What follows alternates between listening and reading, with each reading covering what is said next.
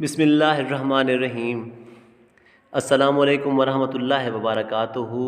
उम्मीद है सब दोस्त बिल्कुल खैरियत से होंगे। अगर आपने मेरा यूट्यूब चैनल अभी तक सब्सक्राइब नहीं किया तो सब्सक्राइब कर लें ताकि हर नई आने वाली वीडियो आपको वक्त पर मिल सके।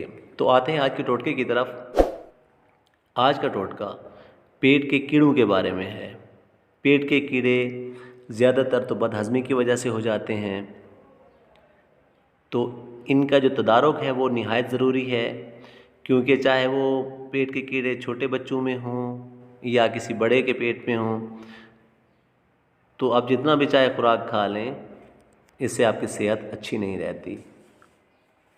तो इसके लिए आपको जो अज्जा चाहिए वो आप नोट फरमा लें। इसके लिए आपको चाहिए सौंफ, और सौंफ के अलावा आपको एक और जुज़ चाहिए, वो है सेंधा नमक। तो आप किसी भी पंसार से आप ये दोनों चीज़ें ले सकते हैं। तो इनके बनाने का तरीका निहायत ही आसान है। आपने इन दोनों अज्जा को, सौंफ आपने 3 हिस्से लेने हैं और सेंधा नमक 1 हिस्सा लेना है, बारीक पीस लेना है और किसी आपने कपड़े में से इसको छान लेना है, और इसके बाद आप इनको महफूज करके रख लें।